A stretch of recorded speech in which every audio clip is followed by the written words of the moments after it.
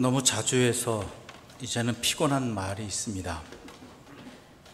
그렇지만 안 할 수는 없는 말입니다. 우리에게 일어난 현상이기 때문입니다. 바로 한국교회의 위기라는 말이죠. 많은 객관적인 수치들이 드러나지 않은 부분까지 보여주고 있는 심각한 상황입니다.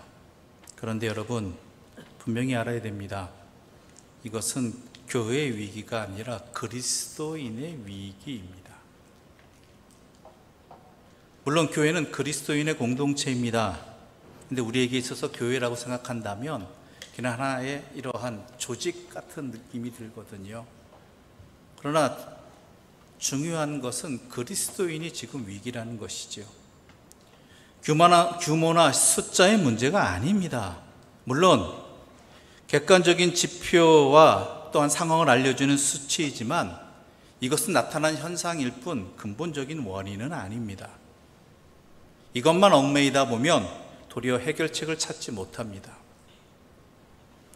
근본적인 원인이 있기에 이런 상황이 나타나는 것입니다. 그렇다면 그 근본적인 원인이 뭐냐라는 것이죠. 믿음의 부재입니다. 믿음이 없다라는 말입니다. 여러분도 잘 알다시피 하나님의 사람은 오직 믿음으로 삽니다. 하나님의 교회도 믿음으로 삽니다. 주신 이도 하나님이시요 거두시는 이도 하나님이십니다. 즉 오늘의 이 상황은 우리의 믿음의 부재라는 것이죠. 여러분, 믿음이란 무엇이라고 생각하십니까? 누가 믿음이 뭐냐고 물어본다라면 여러분은 어떻게 대답하시겠습니까? 하나님은 한 분이시라는 건 믿습니까? 예수님이 하나님의 아들이시라는 걸 믿습니까? 저도 믿습니다. 근데 이거는요, 귀신들도 알아요. 그것 가지고 그 귀신한테 믿음이 충만하다라고 이야기하지 않습니다. 알고 있다라고만 말하죠. 사실 그렇지 않습니까? 사람들보다 더 먼저 안 존재들이 하나님은 한 분이시고 예수님은 하나님의 아들이시라는 것을 고백한 존재는 귀신들이었어요.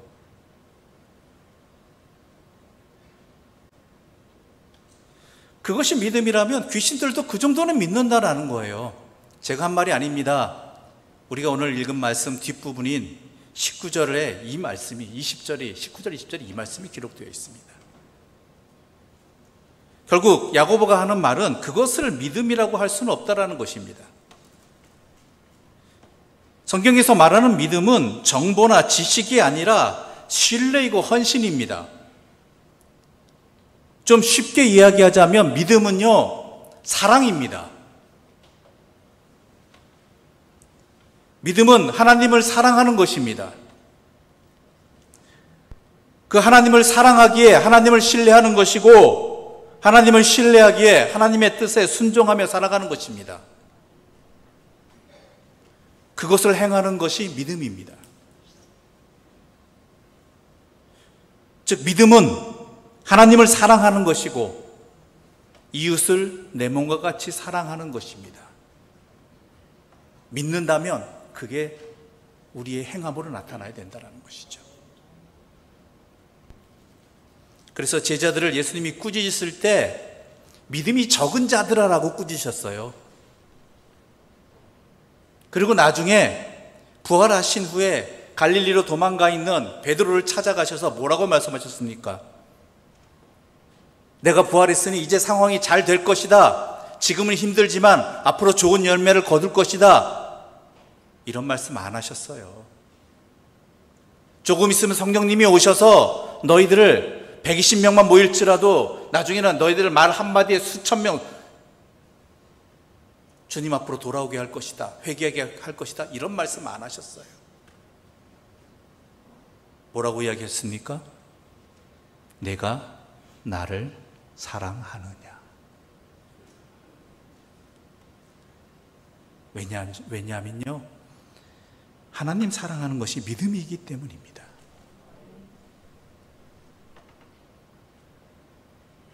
그런데요, 우리가 예배를 드리지만 믿음 없는 예배를 드릴 수 있습니다. 믿음 없는 기도할 수 있습니다. 믿음 없이 성경 볼 수 있고요, 믿음 없이 살아가고 있습니다. 여러분에게 여쭙고 싶습니다. 이 자리에 나와 계시는데, 예배 드리는데, 지금 이 자리뿐만 아니라 이전에도 혹시 예배 드리는 그 마음이 하나님 사랑하는 그 한 마음뿐이었습니까? 지금 이 자리에서 예배 드리는 것도 하나님 사랑하기 때문에 예배 드리고 있습니까?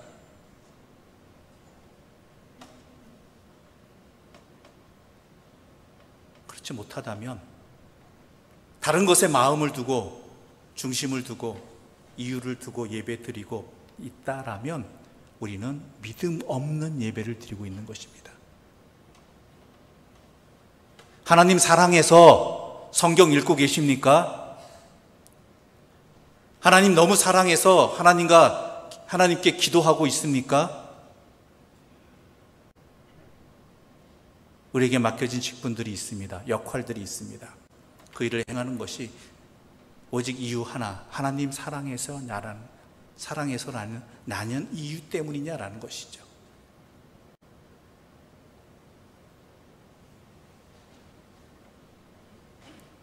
믿음 없는 예배, 믿음 없는 교회, 믿음 없는 그리스도인이 될 수 있다라는 것입니다.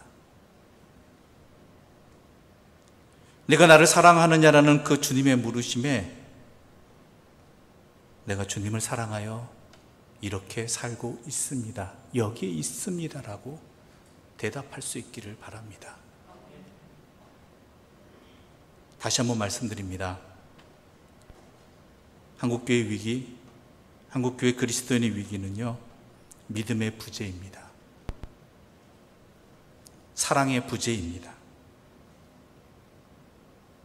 하나님 사랑하지 않는 종교 행위를 하고 있기 때문에 오늘날 이 현상이 하나님이 거둬가시는 거예요. 필요 없기 때문에.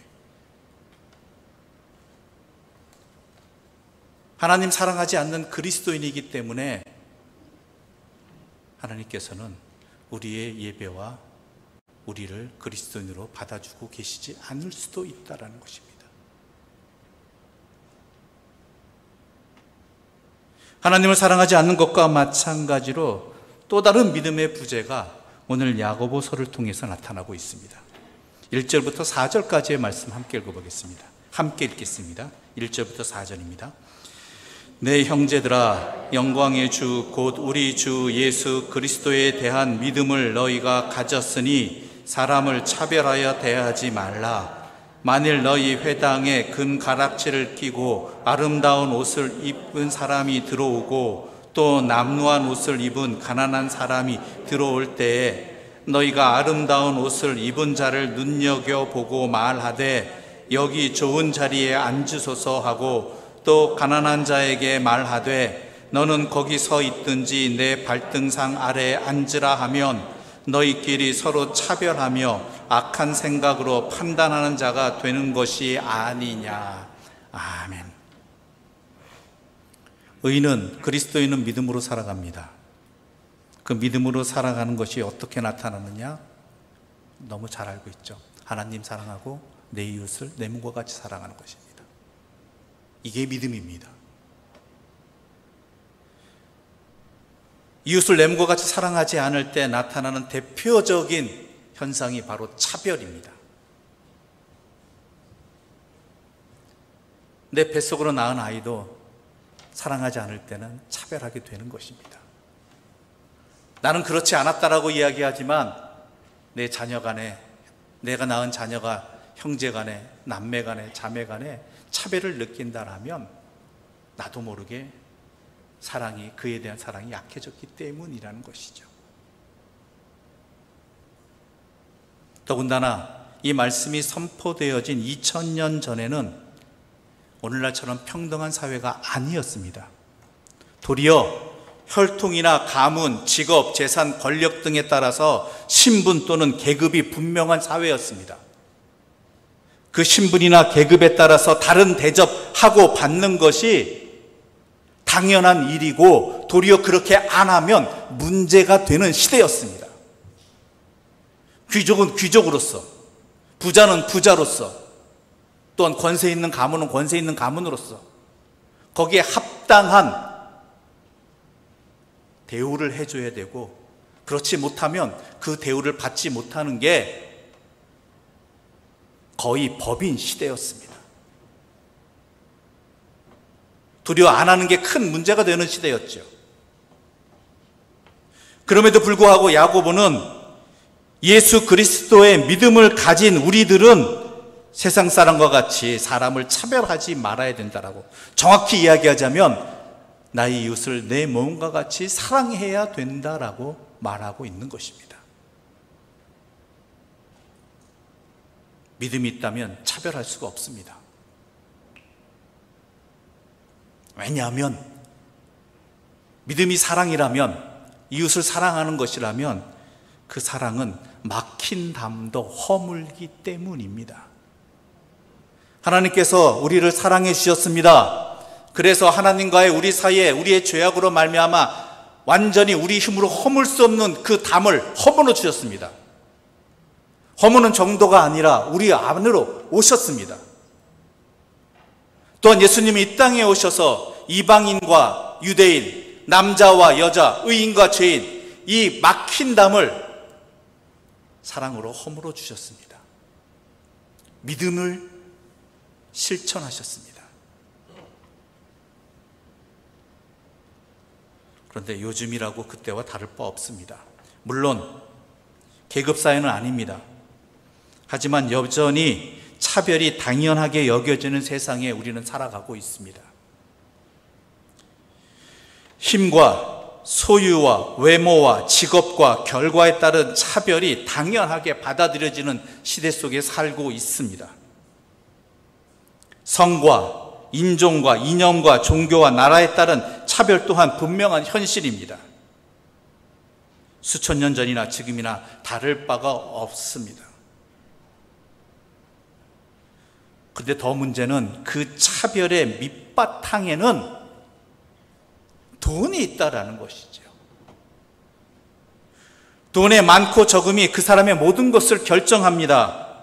돈은 공부하는 이유, 직업을 결정하는 이유, 결혼, 가정, 문화 등에서 가장 현실적인 요인이 되어버렸습니다. 왜냐하면 우리가 사는 이 시대는 돈이 있는 것처럼 보이기만 해도 나에게 다가오는 실제적인 대우가 달라지기 때문입니다.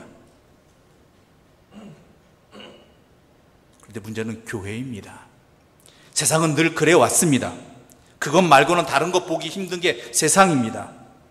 하지만 문제는 교회도 세상과 다를 바 없다라는 것입니다. 신앙인도 사람을 차별한다는 것입니다. 예수 믿는다고 하지만 교회에서도 밖에서 하던 대로 그대로 한다라는 것입니다. 그 생각 가지고, 그 가치관 가지고 서로 안에서 판단하고 대우하고, 심지어 같은 교회끼리도 그렇게 서로 나뉘고 있다라는 것이죠. 교회가 세상과 다르지 않습니다. 교회가 믿음이 없다는 이야기입니다. 그리스도인이 믿음이 없다라는 것은 사랑이 없다라는 것입니다. 그런데 세상에 교회가 필요하겠습니까? 그리스도인이 필요하겠습니까? 하나님이 우리를 들어 쓰시겠습니까?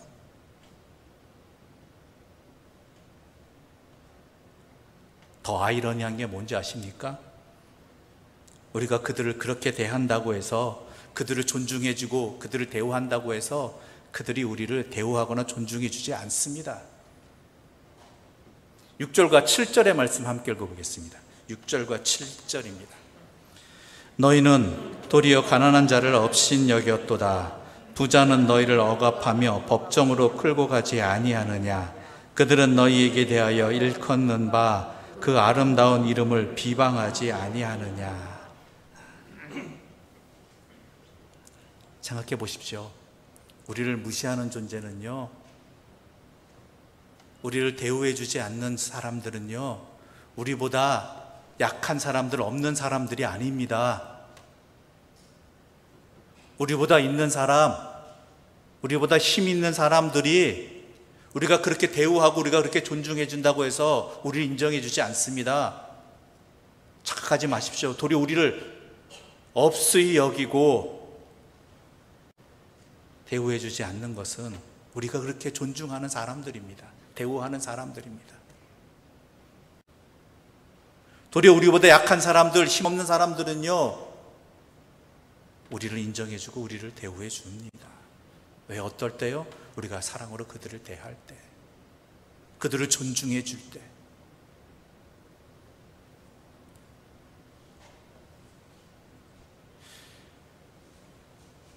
차별당하면서도 차별합니다.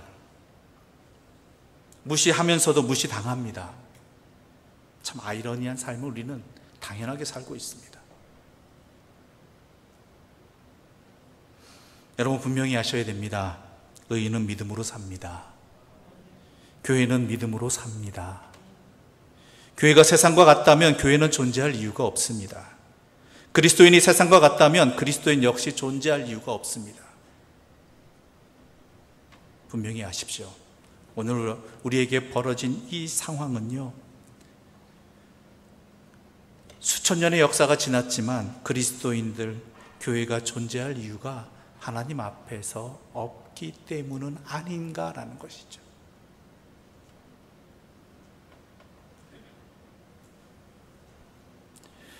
차별은 세상의 속성입니다. 교회와 그리스도인의 속성이 아닙니다.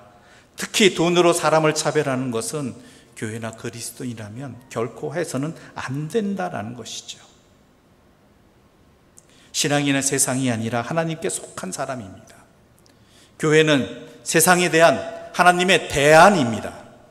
문제는 세상이 아니라 우리 그리스도인이라는 것입니다. 우리가 달라져야 한다라는 것입니다. 우리의 믿음을 회복해야 하고 우리의 믿음이 굳건해져야 한다라는 것입니다. 하나님 사랑해야 되고 더욱 또한 이웃을 내 몸과 같이 사랑하는 것을 회복해야 된다라는 것입니다. 그것이 이 풍랑을 이겨낼 수 있는 이 위기의 상황들과 이 곤란의 모습을 회복할 수 있는 유일한 열쇠라는 것입니다. 왜요? 의인은 믿음으로 살기 때문입니다. 하나님이 보시는 것은 믿음이기 때문입니다.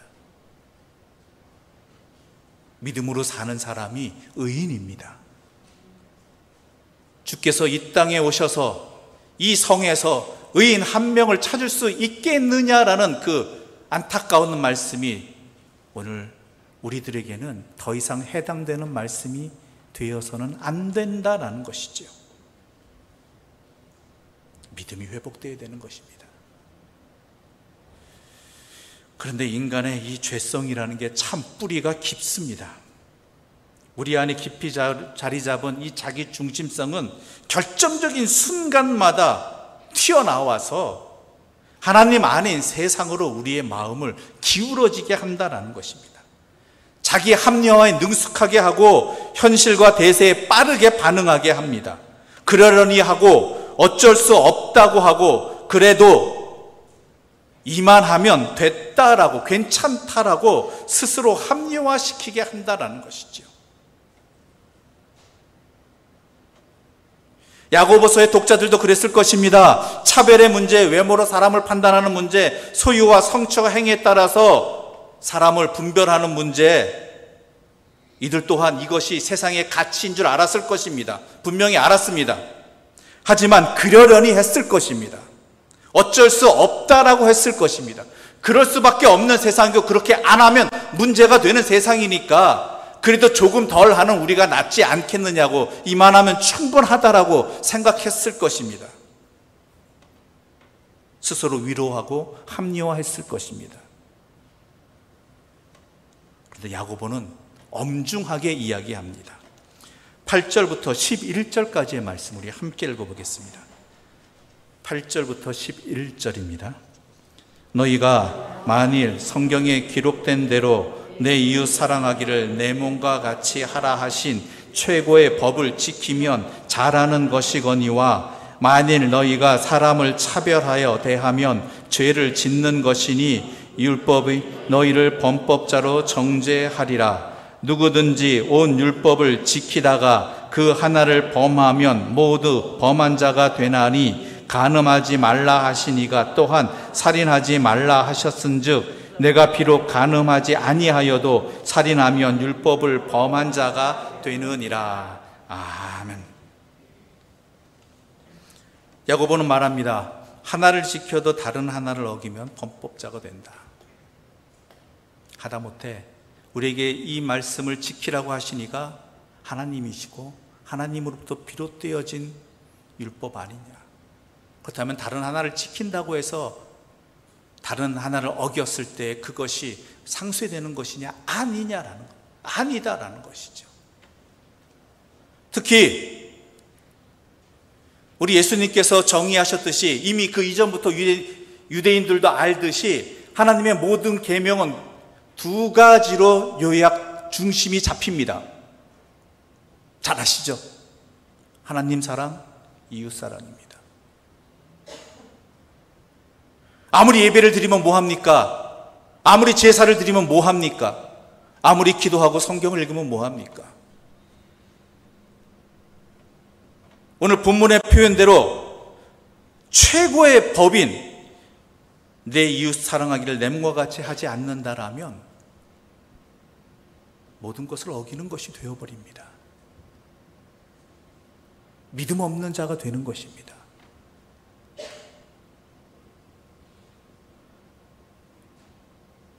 하나님이 처음 율법을 주실 때부터 핵심적인 것이 바로 이 계명이었습니다.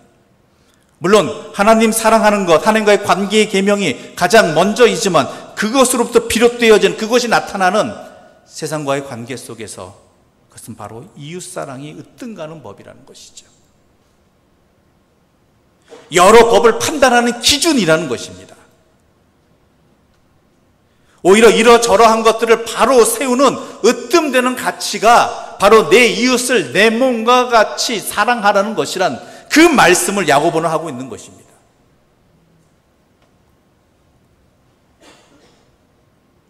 그래서 더더욱 그래도 이만하면 괜찮다라고 생각할 수 없다라는 것입니다.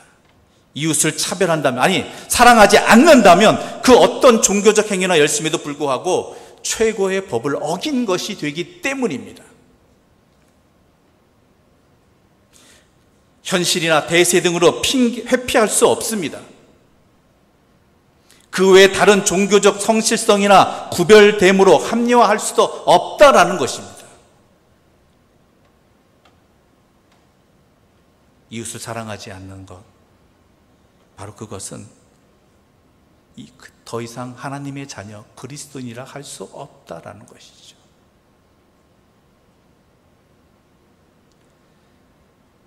여러분 분명히 아셔야 됩니다. 하나님 사랑하면 이웃을 사랑할 수밖에 없습니다. 왜요? 그도 하나님의 사람이기 때문에, 하나님이 그를 사랑하시기 때문에.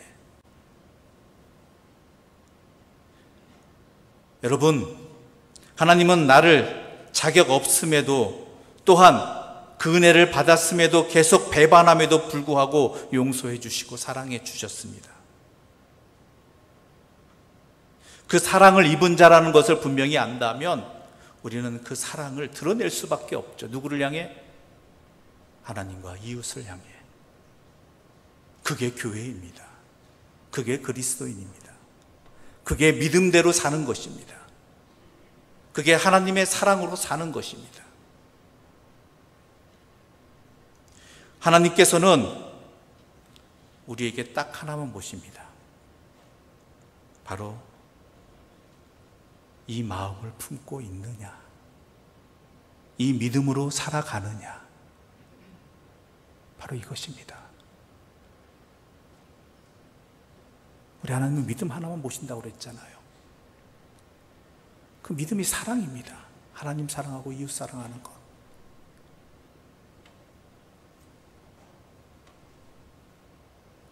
우리는 기도합니다.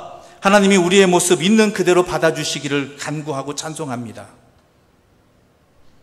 하나님 그래서 우리를 있는 그대로 받아주셨습니다. 그렇다면 우리 역시 서로 있는 모습 그대로 받고 있느냐라는 것입니다.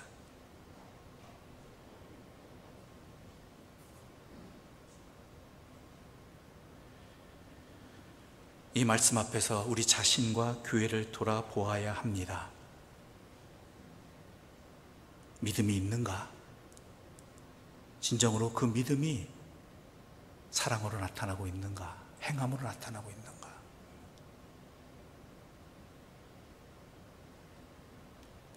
예수님께서는 팔복에서 이런 말씀하셨습니다. 긍휼히 여기는 자는 복이 있나니 그들이 긍휼히 여김을 받을 것이다.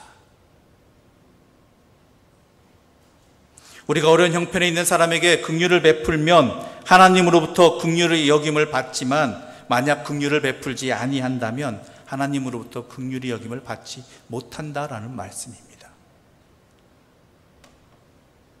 주님께서 우리에게 가르치신 기도에도 이런 내용이 있습니다. 우리가 우리에게 죄 지은 자를 사하여 준 것 같이 우리 죄를 사하여 주시옵소서.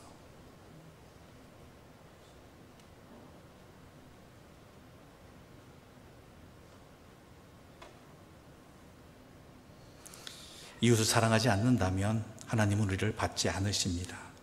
왜요? 그것은 교회가 아니고 그 사람은 그리스도인이 아니기 때문입니다.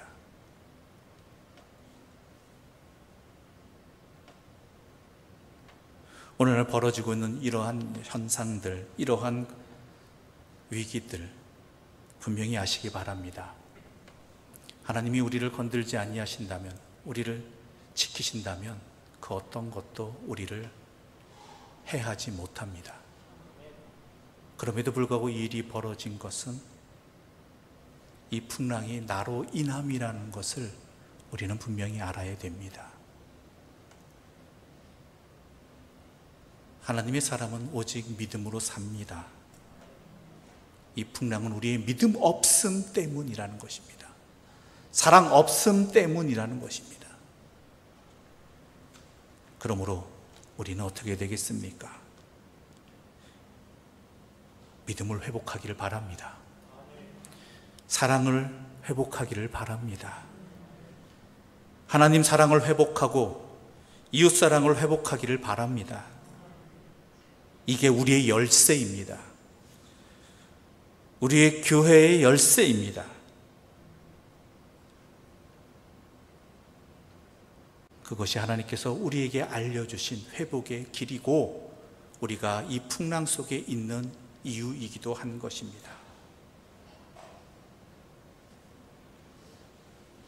속지 맙시다. 남의 눈에 있는 티끌은 보면서 내 안에 있는 들보는 보지 못하는, 그로 인해 이 고통이 나에게 있다는 것을 알지 못하는 그런 어리석은 자가 되지 맙시다.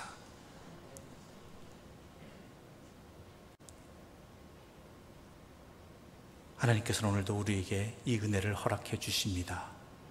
이 믿음을 회복하라고, 그것이 우리의 길이라고, 우리가 회복될 수 있는 유일한 길이라고, 하나님의 사람은 그 믿음으로 산다고, 그 믿음은 하나님 사랑하고 이웃 사랑하는 것으로 나타날 수밖에 없다라고, 그러므로 이것을 회복하라라고, 그래서 교회답게 그리스도인답게 살아가라고 하나님께서는 오늘 우리에게 이 삶의 자리를 허락해 주셨습니다. 살아갑시다. 믿음으로 살아갑시다. 그 믿음으로 살아갈 때, 그 사랑으로 살아갈 때 우리는 그리스도인으로 굳게 서게 될 것이고, 우리는 하나님의 도구로서 이 땅이 하나님의 뜻으로 회복되어져 가는 주님의 도구로서의 귀한 생명의 도구로서 사용되어지는 귀한 교회가 될 것입니다. 그 믿음 가지고, 그 확신 가지고, 그 사랑 가지고 굳건히 서나가는 주님의 은혜를 입은 자들 되기를 또한 이 시간 간절히 소망합니다. 기도드리겠습니다. 하나님 아버지 감사합니다. 우리는 우리에게 벌어지는 여러 가지 안타까운 일들을, 상황들을 그저 나타난 것들만 바라보고 내 안의 것은 깨닫지 못하고 엉뚱한 것들만 바라보면서 이렇게 되고 저렇게 회복돼야 된다라고 판단하고 기도하기도 하였습니다. 그러나 이 모든 것들을 주관하시는 이는 하나님이시고, 또한 하나님의 사람은, 하나님의 교회는 오직 믿음으로 산다라고, 다른 무엇도 아닌 오직 믿음으로 산다라고 말씀해 주셨습니다. 우리에겐 그 믿음이 없었습니다. 하나님을 사랑하지 않는 예배를 드렸습니다. 하나님을 사랑하지 않는 기도를 하였습니다. 하나님 아닌 다른 것을 사랑하기 때문에 예배 드리고, 그것을 이루기 위해 기도하고 주의 말씀을 들었습니다. 그렇기에 이웃도 사랑할 수가 없었습니다. 이웃을 사랑하지 않기에 차별하고 세상을 핑계대고 그럴 수밖에 없는 것이라고 스스로 담을 쌓기도 하였습니다. 이러한 우리들을 내버려 두지 아니하시고 버리지 아니하시고 이 주의 말씀으로 다시 한번 깨닫게 해주시고, 우리 안에 있는 들보를 보게 해주시고 주의 능력으로 뽑을 수 있도록 기회를 주셔서 감사합니다. 이제 하나님을 더욱 사랑하게 하여 주시옵소서. 오직 하나님만 사랑하게 하여 주시옵소서. 하나님 사랑하여 우리의 삶의 모든 것들을 살아가게 하여 주시옵소서. 그 사랑이 또한 하나님이 창조하시고 하나님이 사랑하시는 이웃을 향해 나타나게 하여 주시옵소서. 바로 그것이 내가 이 땅에서 그리스도인으로 살아가는 이유이고, 교회가 이 땅에서 감당해야 될 역할이라는, 하나님의 도구로서의 역할이라는 것을 다시 한번 굳게 세워지게 하여 주시어서 믿음으로 일어서게 해주시고 하나님의 도구로 사용되는 은혜를 허락하여 주시옵소서. 예수님의 이름으로 기도드립니다. 아멘.